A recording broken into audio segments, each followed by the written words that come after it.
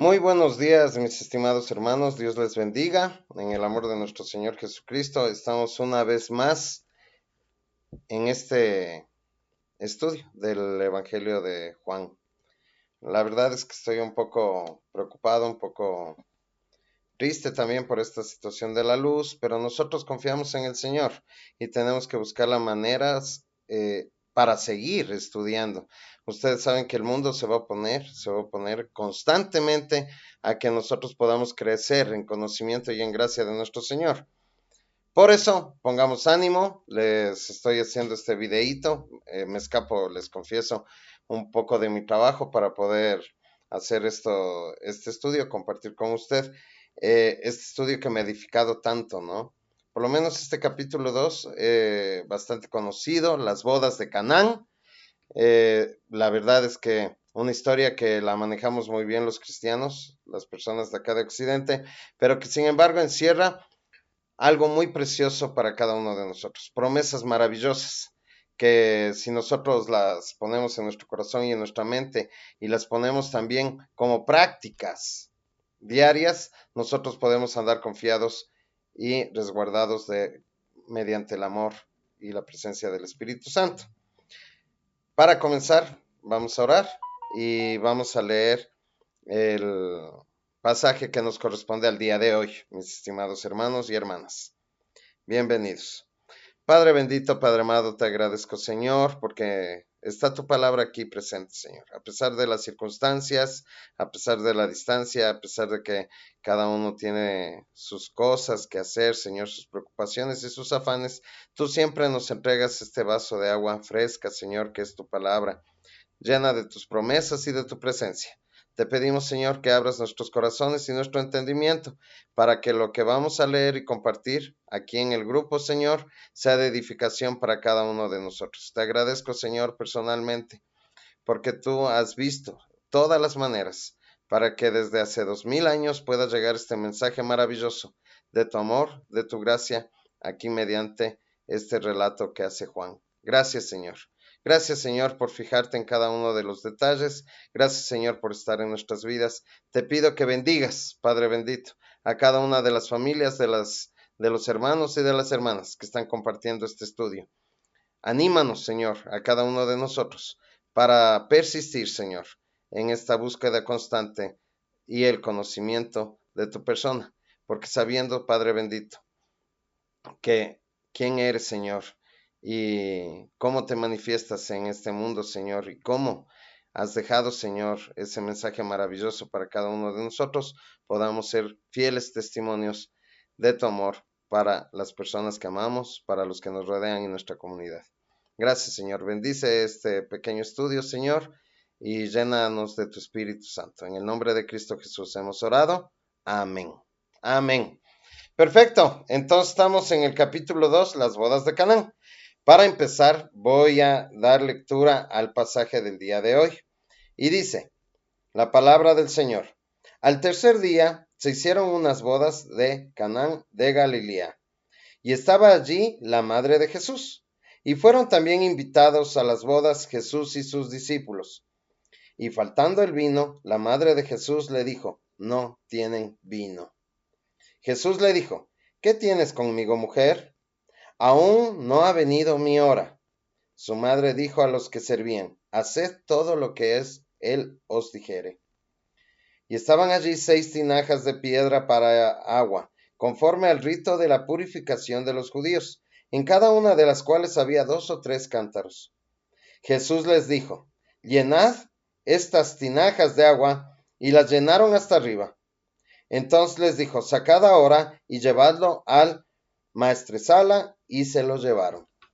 Cuando el maestresala probó el agua hecha a vino, sin saber él de dónde era, aunque lo sabían los sirvientes que habían sacado el agua, llamó al esposo y le dijo, todo hombre sirve primero el buen vino y cuando ya han bebido mucho, entonces el inferior.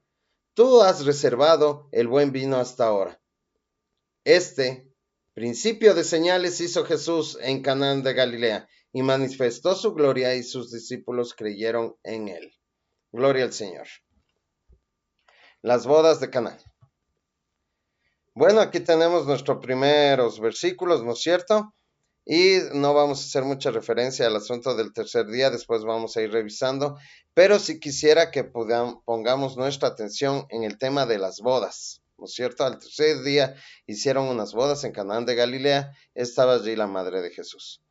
Nosotros sabemos que la boda o el matrimonio, desde el punto de vista bíblico, es sagrado, sagrado. Es una de las maneras en las que el Señor se revela, se revela en cuanto a nuestra relación con Él. Sabemos también de antemano que estamos esperando las bodas del Cordero y que Pablo utiliza en el Nuevo Testamento la figura del matrimonio para explicarnos el papel de Jesucristo y la iglesia. El matrimonio refleja el pacto del Señor con su iglesia, es decir, con cada uno de nosotros. También podemos poner nuestra atención en Canaán. Esta palabra significa rescate, compra o recompra. Y a eso nos va a llevar un poco a pensar, ¿no es cierto?, en la idea que vamos a desarrollar el día de hoy, que es la redención. Entonces, Juan ya está explicándonos o ya nos está dando a entender, ¿no es cierto?, que va a haber un rescate, una compra o una recompra. Me gustaría compartir con ustedes esos dos versículos en Oseas 2, es la profecía de Oseas, versículos 19 y 20. Y dice de la siguiente manera: y te desposaré conmigo para siempre, y te desposaré conmigo en justicia, juicio, benignidad y misericordia, y te desposaré conmigo en fidelidad, y conocerás a Jehová. Amén. La historia de Oseas en este pequeño libro de este profeta nos muestra cómo Dios manda a que Oseas despose a una mujer adúltera. Y de hecho, ella mantiene estas prácticas pecaminosas durante su matrimonio. Esto genera un conflicto bastante grande, nosotros sabemos. De hecho, ella se va con sus amantes, deja su hogar, deja a su esposo, y es tan desafortunado lo que nos cuenta en este libro Oseas, que ella termina siendo vendida como esclava por esta gente que abusó de ella. Pero Dios le dice que vaya y la compre, la adquiera, la redima. En Oseas 3:2 podemos leer lo siguiente. Dice: la compré entonces para mí por 15 siclos de plata, un homer y medio de cebada. Entonces ahí vemos cómo Oseas hace esta compra por su esposa. Más allá de que eso tenga algún asunto práctico, también tiene un asunto muy profundo para nosotros, porque si la iglesia es la esposa del esposo, que es Jesucristo, la iglesia necesitaba ser comprada. Ciertamente que el libro de Oseas habla de la infidelidad de Israel, que se volcó hacia los ídolos. Pero si nos ponemos a pensar, ¿acaso nosotros no hemos sido idólatras desde que nacimos? ¿Acaso cada uno de nosotros o yo no he estado siempre sirviendo a esas necesidades primordiales que son las mías, primero yo, segundo yo y después yo, en dentro de mi propia prudencia? Entonces, nosotros también somos parte de esa humanidad caída y de esa iglesia que necesitaba ser rescatada. Habla el libro de Oseas, habla el matrimonio de un inmenso amor que tiene el Señor, que tiene Dios por cada uno de nosotros y nosotros como en conjunto dentro de la iglesia. Recordamos también que Galilea quiere decir nos revela, y sabemos que está profetizado en el Antiguo Testamento que la tierra de Galilea de los gentiles estaba en tinieblas y desde ahí iba a resplandecer la luz. ¿Quién? Jesucristo. Por eso Juan nos estaba diciendo en los primeros versículos, ¿no es cierto?, del capítulo 1, que Él era la luz y Él es la luz. Entonces, de alguna manera, en este enunciado nos deja prever de lo que va a tratar este pasaje. Va a haber un rescate, va a haber una compra, una recompra, va a haber alguien que nos redima. y esto va a ser la luz que viene, que resplandece desde Canaán de Galilea. Algo sumamente interesante es que siendo un libro escrito hace muchísimo tiempo, el primer personaje o la primera persona que se nombra en este pasaje es a María. Y cuando se habla de una mujer primero en un pasaje o en un relato, en esa época quiere decir que hay una connotación de redención. Este pasaje nos va a hablar de la redención. Continuamos. Entonces, ¿qué quiere decir la redención? ¿De qué va a hablarnos? ¿No es cierto?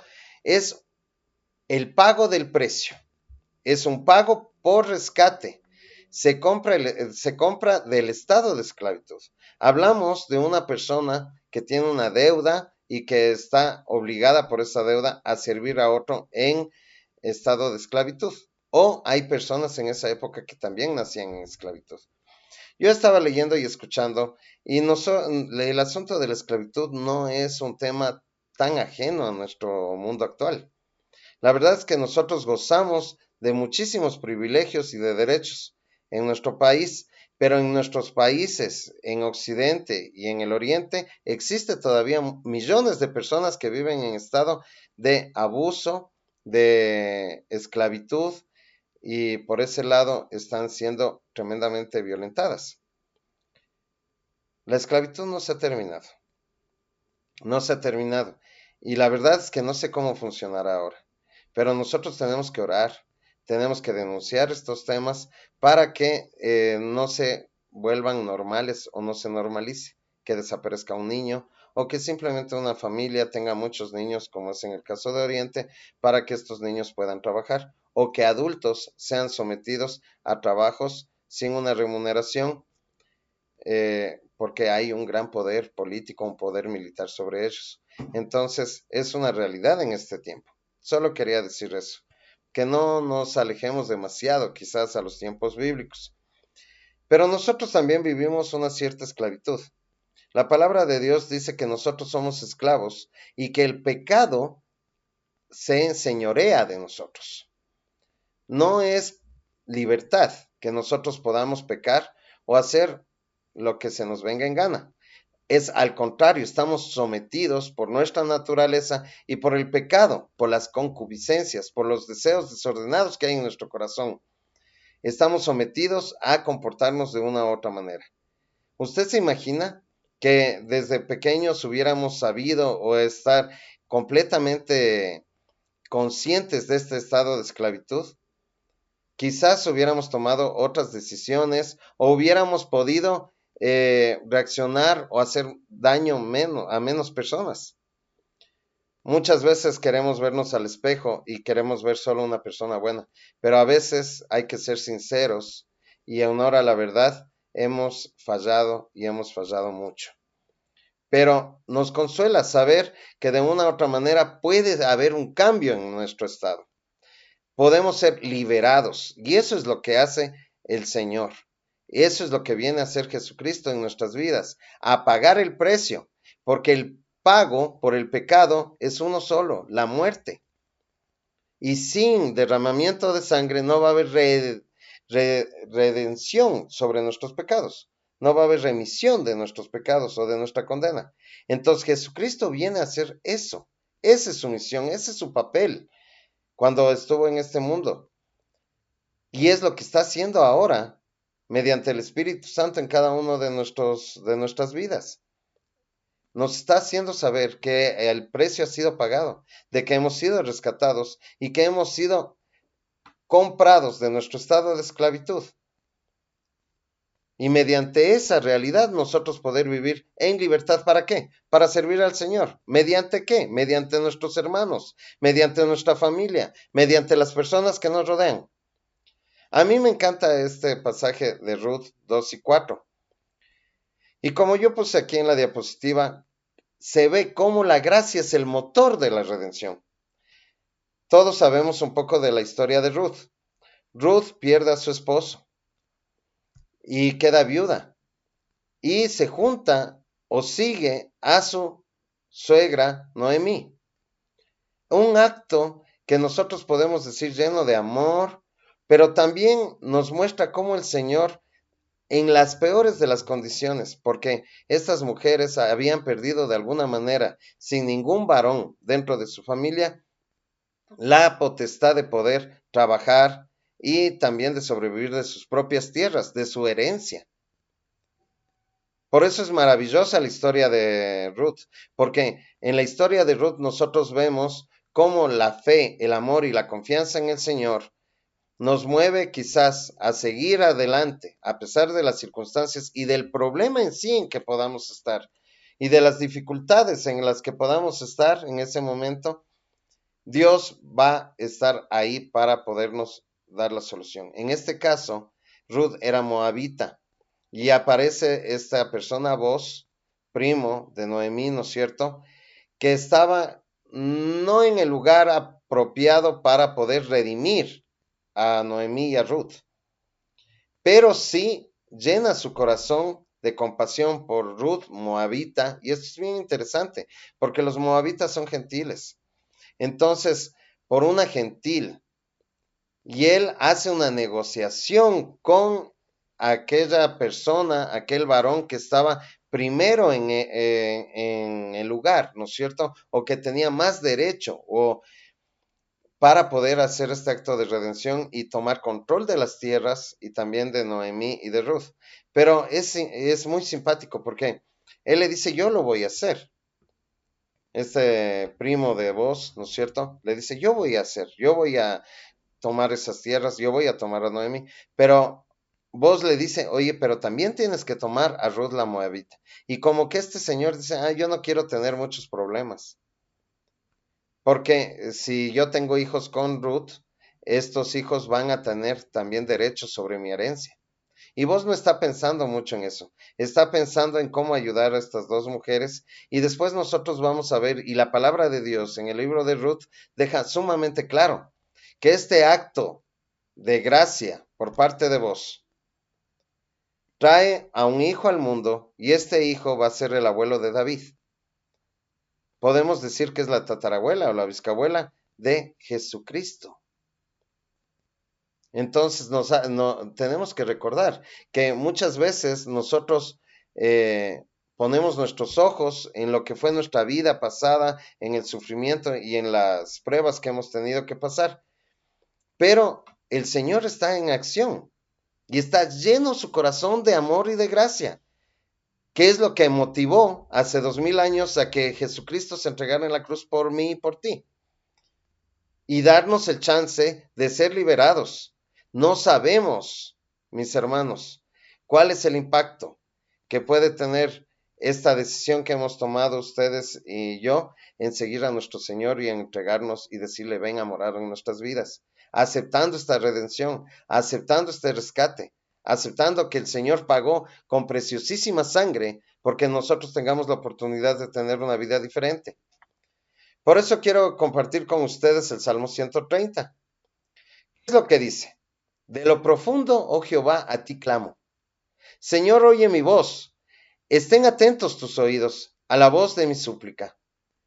Ya, si mirares a los pecados, ¿quién, oh Señor, podrá mantenerse? Pero en ti hay perdón, para que seas reverenciado. Esperé yo a Jehová, espero mi alma. En su palabra he esperado. Mi alma espera a Jehová, más que los centinelas a la mañana y que los vigilantes a la mañana. Esperé Israel a Jehová, porque en Jehová hay misericordia y abundante redención con él. Y él redimirá a Israel de todos sus pecados.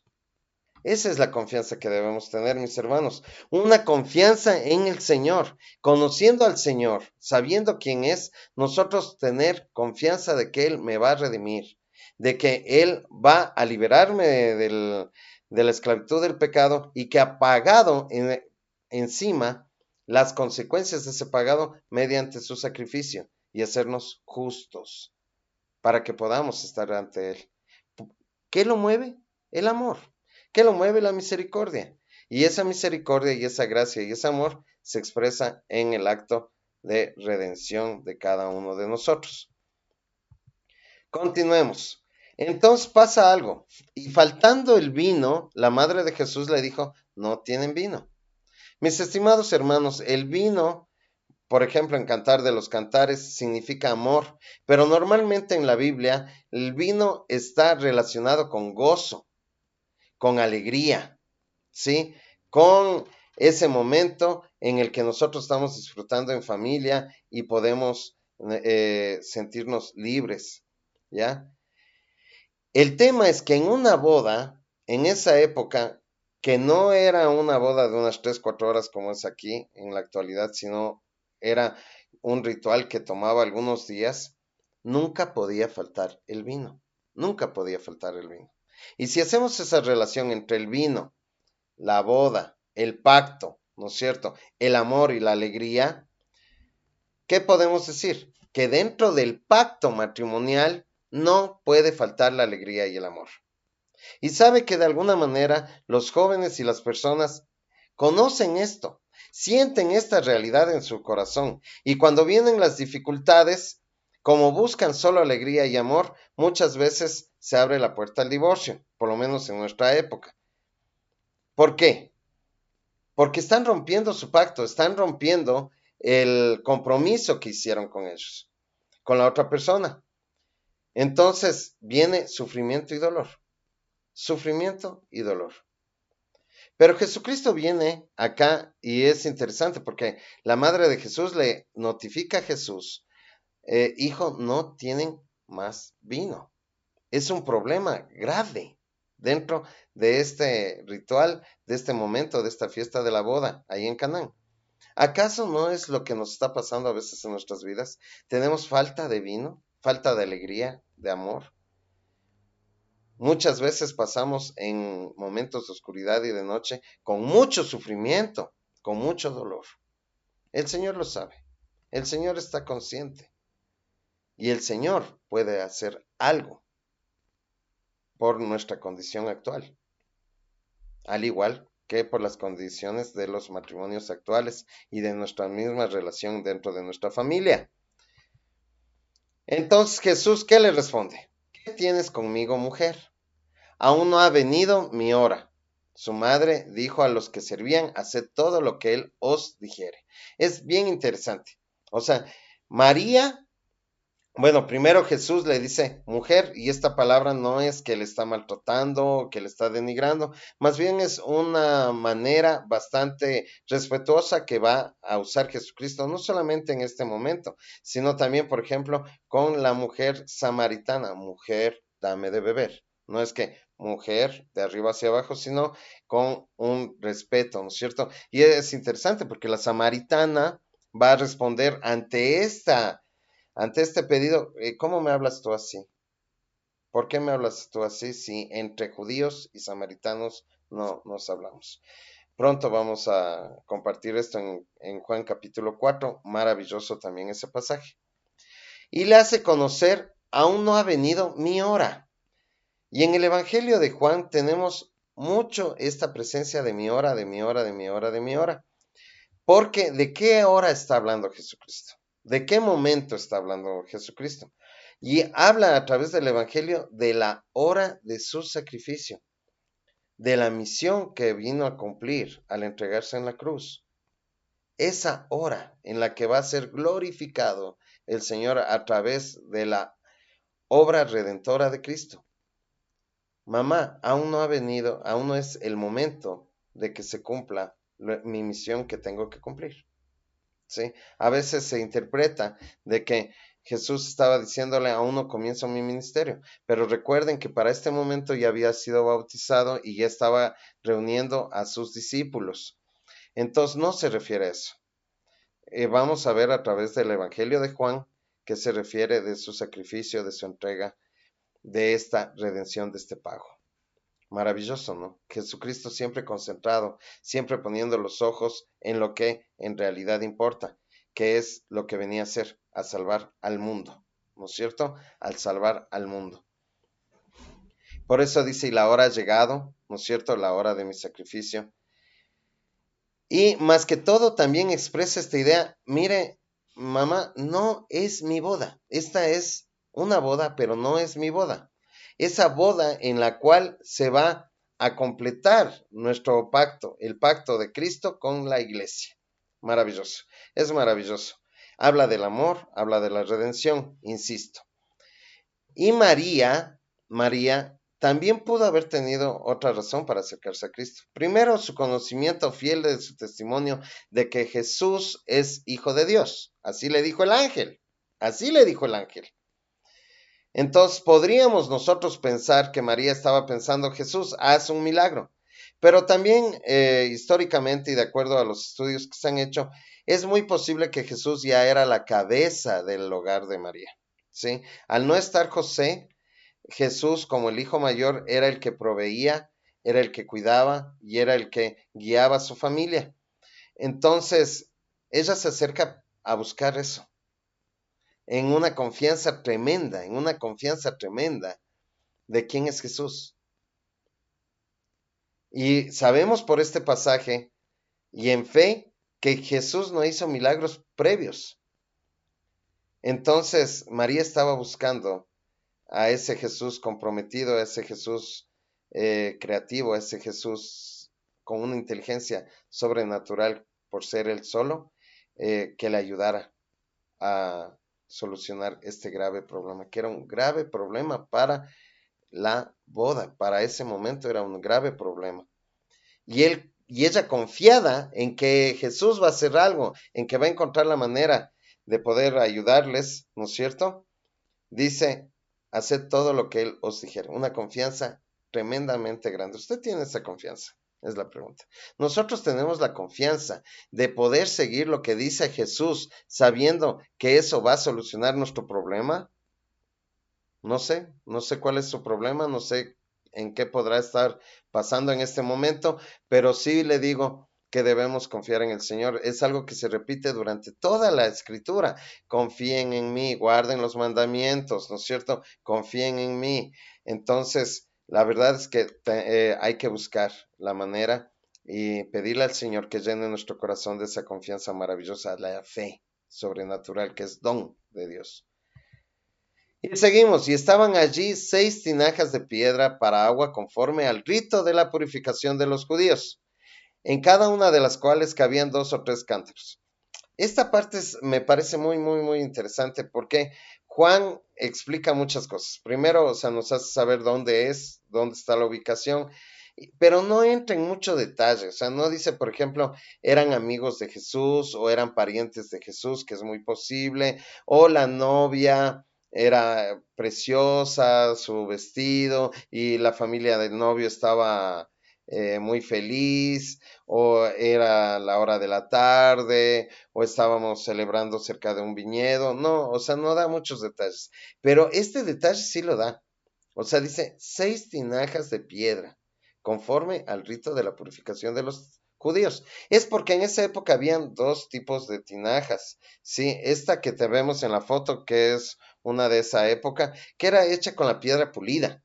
Sí, y por tanto, al ser una tinaja de piedra pulida, no tenía el problema de la porosidad del barro. ¿Ya? Entonces, esa agua se mantenía tremendamente pura. ¿Sí? Buscaban que no haya ninguna impureza para que sea útil en sus rituales de purificación, como lavarse las manos, ¿no es cierto? Y en este caso también hace referencia a un rito de purificación que necesitaba la novia para ser tomada por su esposo. No voy a entrar mucho a este detalle, pero la novia necesitaba hacer un ritual de purificación. Nosotros pensamos que este ritual se hizo ya previo a la boda que está relatando Juan. Entonces, estas tinajas estaban ahí para eso, para purificar a la novia. Si nosotros nos ponemos a pensar desde el punto de vista de la Biblia y de lo que ha sido revelado, la iglesia es la novia de Cristo. Entonces la iglesia, nosotros, cada uno de nosotros necesita ser purificado, como decía el Salmo. ¿Quién podrá mantenerse frente a ti si tú ves solo el pecado? Entonces necesitábamos nosotros ser purificados para poder entrar en pacto con nuestro Señor. purificados para entrar en pacto con nuestro Señor. El tema es que cualquier ritual que nosotros hagamos, cualquier acto, cualquier esfuerzo que nosotros tomemos en nuestras vidas para ser purificados, es ínfimo ante la deuda que tenemos. Por eso en Romanos dice que nos hicimos inútiles. ¿Qué nos hicimos inútiles? Que no tenemos la capacidad de poder solucionar nuestro problema de separación con el Señor por el pecado, por el poder del pecado. Pero alguien sí lo tiene, Jesucristo. Jesús vino para eso. Vino para redimirnos y para hacernos puros, para justificarnos. Entonces Él usa estas 6 tinajas sabiendo el simbolismo que íbamos a encontrar nosotros acá en el futuro. Entendiendo, Juan dice, mira, va a usar el agua que nosotros usamos de forma religiosa, ritual para purificarnos. Él va a convertirla en vino, que después Él va a hacer esta relación entre el vino y la sangre, ¿no es cierto? En la última cena.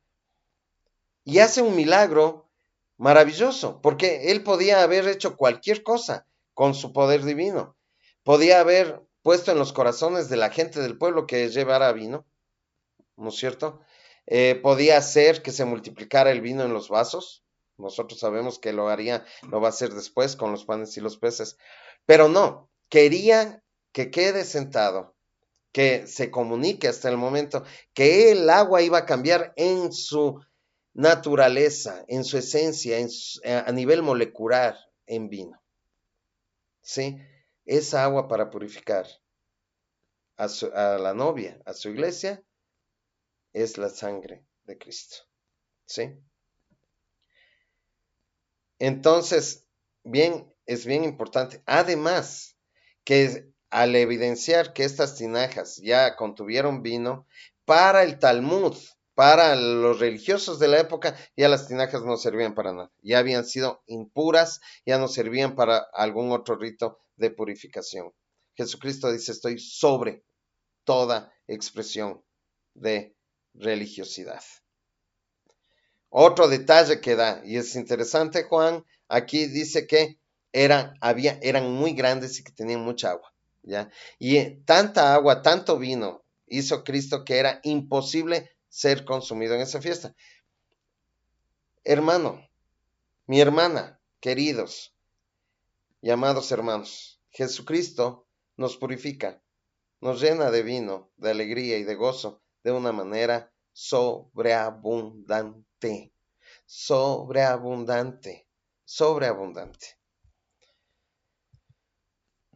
Bueno, entonces les dijo, sacad ahora y llevadlo al maestresala, y se lo llevaron. Cuando el maestresala probó el agua hecho en vino, sin saber que él de dónde era, aunque lo sabían sus sirvientes, habían testigos, ¿no es cierto? Habían sacado el agua, llamó al esposo.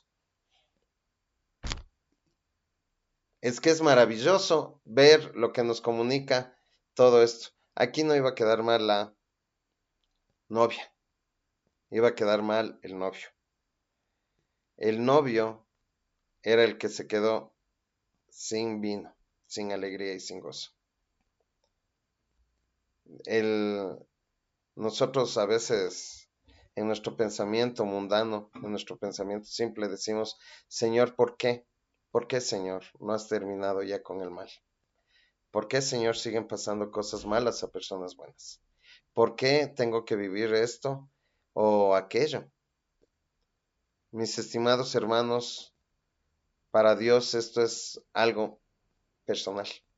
Él está solucionando un problema para nosotros mediante la redención, pero Él está logrando mediante este autosacrificio lleno de amor y de gracia recobrar una relación que tenía con nosotros, con la humanidad. Pues sí, el novio fue llamado.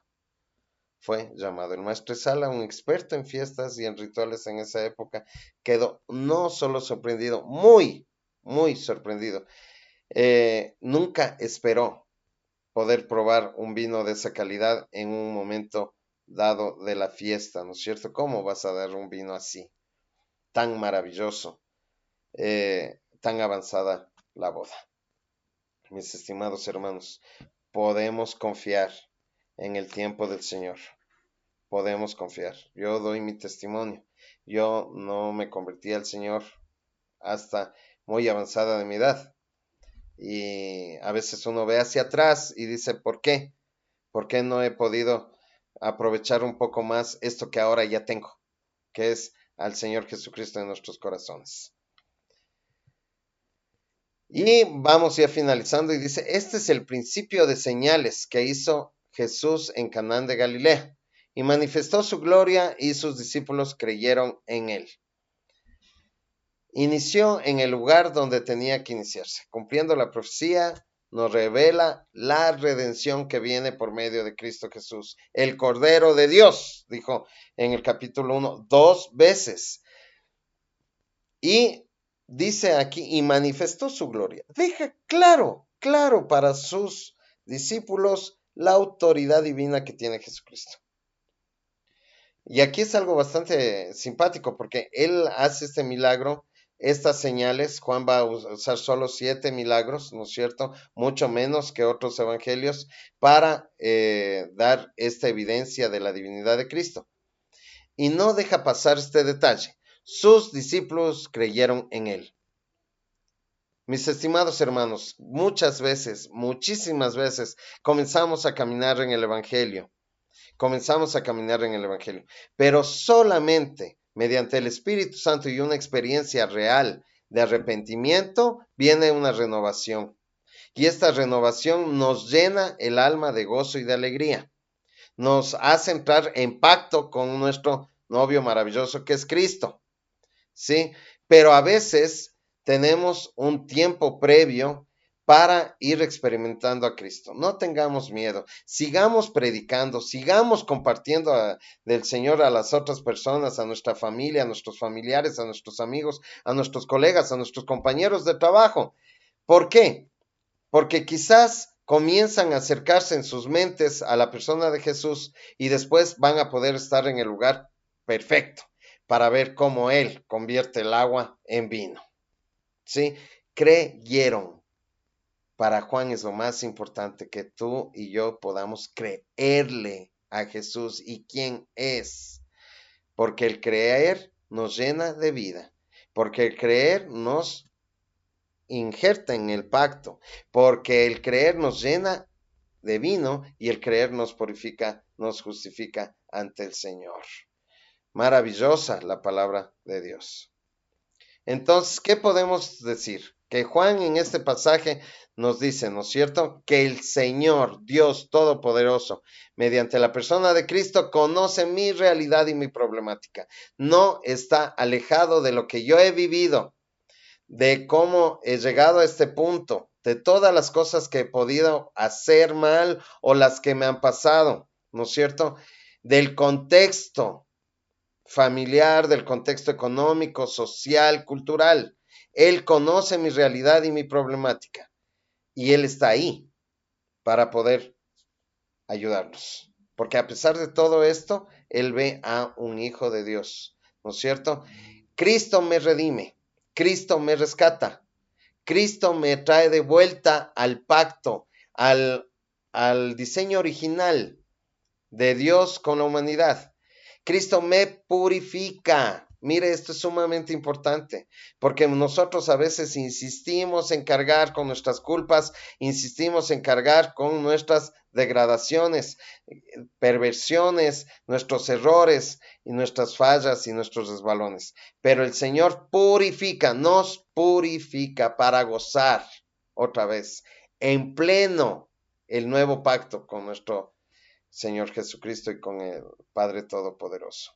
Y no solo hace eso, sino que nos llena. Dice, yo he venido para dar vida y vida en abundancia. Y así vemos esas tinajas rebosantes con tanto vino que no puede ser consumido.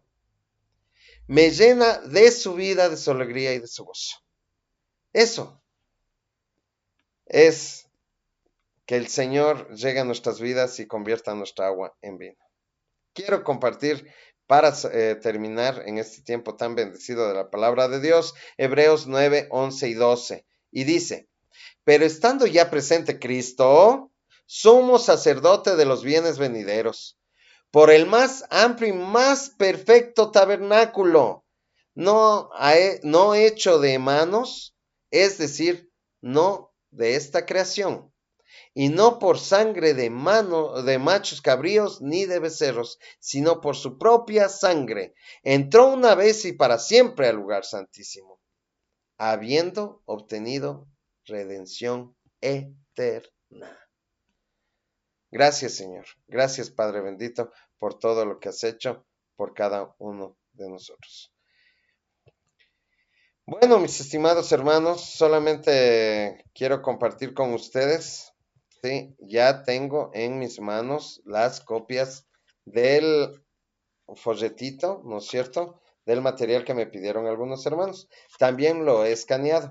Por favor, espero que pasen el día domingo. Voy a estar desde las 7 de la mañana, 7 y 10 de la mañana, hasta las 10 y 30, cuarto para las 11 quizás, para que pueda usted adquirir este folletito, que es con el que se estudia en la iglesia.